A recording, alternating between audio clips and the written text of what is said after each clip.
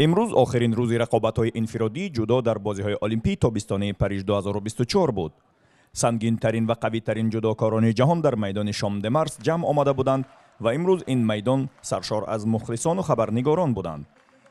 در کنار ستاره‌ها و ابرستاره‌های جودوی جهان همچنین ورزشگر تاجیک تیمور رحیموف نیز امروز برای مدال‌های وزنی به اضافه 100 کیلوگرم اندر میدان رقابت شد.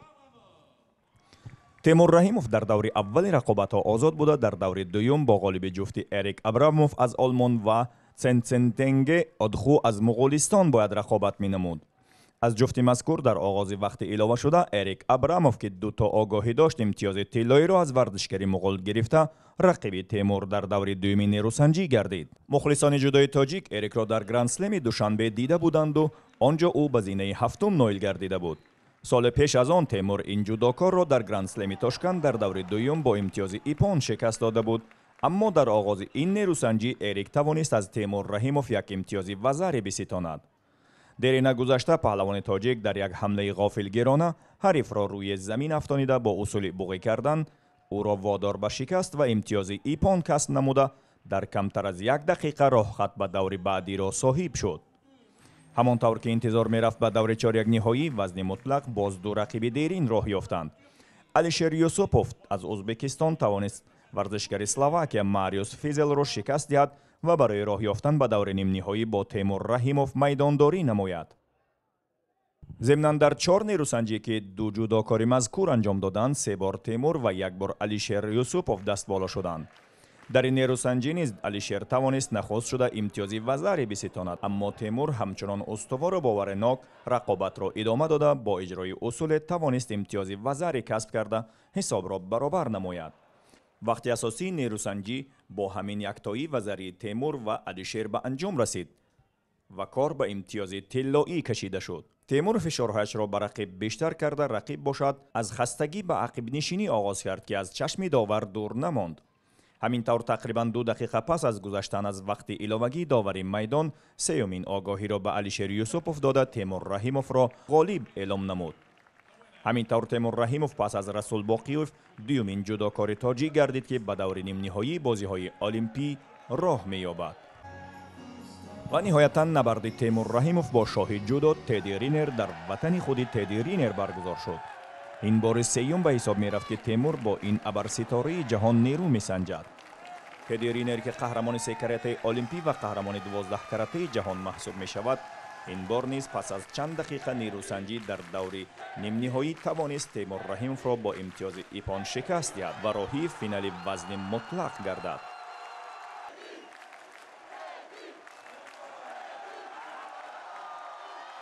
تیمور رحیموف باشد رقابت را برای زینه سیم افتخاری ادامه داد. همینطور تیمور برای کسب مدال برنجی بازی‌های المپی تابستانه پاریژ 2024 با اندی گراند از کشور کوبا وارد رقابت شد. این ورزشگر کوبا امسال چمپیون رقابت‌های پن امریکا و اقیانوسیه شده بود. دوام نیروسنجی تیمور کسب امتیاز وزری کرد و تا آخر نیروسنجی این برتریتش را حفظ نموده در نهایت حریف را شکست داده اولین بار در فعالیت کسبیش به مدال بازی‌های المپی تابستانه دست یافت. در انجام مراسم باشکوه جایزه سپاری صورت گرفت. مدال و جایزه‌های المپی به ورزشکاران افتخار آفر سپاریده شد. تیمور رحیموف و الیشر یوسوپوف به زینه‌های سیم افتخاری دست یافته مدال‌های برنجی دریافت کردند. نایب قهرمان بازی‌های المپی پاریژ 2024 باشد که مینیانگ از کشور کره جنوبی گردید. نهایتاً قهرمان 4 کراته المپی تدی رینر در مقابل مخلصان سرشمار فرانسوی و در وطن خودش مدال طلای پاریژ 2024 را دریافت نمود.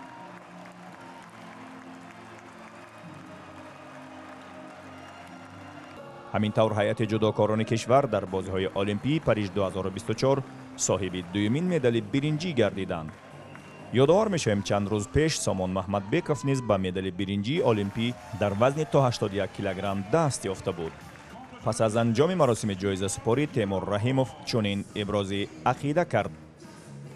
من همه وقت از دستگیری خیرتمندانه پیشوای معظم ملت پرزیدنت جمهوری تاجیکستان محترم امامعلی رحمان و رئیس شهر دوشنبه محترم رستم امامعلی که پیوسته ما ورزشکاران را ва варзиши тоҷикро дастгирӣ мекунад. ман миннатдории худро баён мекунам ба раиси федератсияи ҷудои мамлакат муҳтарам исмоили маҳмадзоӣ ки тӯли 2 сол мешавад пайваста моро дастгирӣ мекунад, сафарбар мекунад ва тамоми мардуми тоҷикро, мухлисони тоҷикро ки ҳамавақт маро дӯст медоранд дастгирӣ мекунам ва дар баробари дастгирию ғамхориҳои мардуми шарафманди тоҷикистон ман ин медалро гирифтаму ба тамоми тоҷикистон ин медалро мебахшам ва дар ҷанбас гуфтаниам ки суханҳои пешвои муаззами миллат моро ҳамавақт як рӯҳияи баланд медиҳад ва мо дар сафар худро танҳо ҳис намекунем. аз пушти мо пешвои муаззами миллат ва зиёда аз 10 миллион нафар аҳолии ҷумҳурии тоҷикистон моро дастгирӣ мекунанд, муфлисӣ мекунанд ва бо як садо мегӯем тоҷикистон ба пеш! ҳамчунин тибқи риволи маъмул қаҳрамон ва ҷоизадорони бозиҳои олимпии Париж 2024 дар нишасти матбуотӣ иштирок намуда ба саволҳои хабарнигорон посух гуфтанд. Темур Раҳимов дар посух ба саволи хабарнигори телевизиони варзиш дар бораи олимпиадаи баъдӣ чунин посух дод.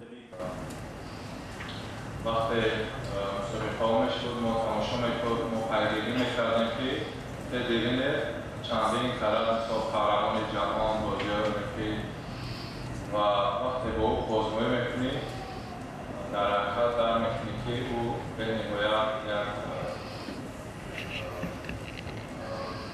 قوتش زیادتر است، تجربه‌اش زیادتر است. با او آزمایش کردن یک افتخار است و در یک جا من خوانده بودم که امروز دقیق خود فقط توی کمیر نیستن سفر میکنم و در لس آنجلس فکر میکنم باز خوبتر تمرین کنیم و با او آزمایش کنیم. ҳамин тавр феълан тими олимпии тоҷикистон ҳаддиаққал 3 медали олимпӣ дар бозиҳои олимпии Париж 2024 ба даст овардааст ки токунун бесобиқа дониста мешавад ва ҳанӯз ин анҷоми кор нест, зеро боз чанд варзишгари дигар қарор аст ки дар рӯзҳои баъдӣ вориди майдони рақобат шаванд.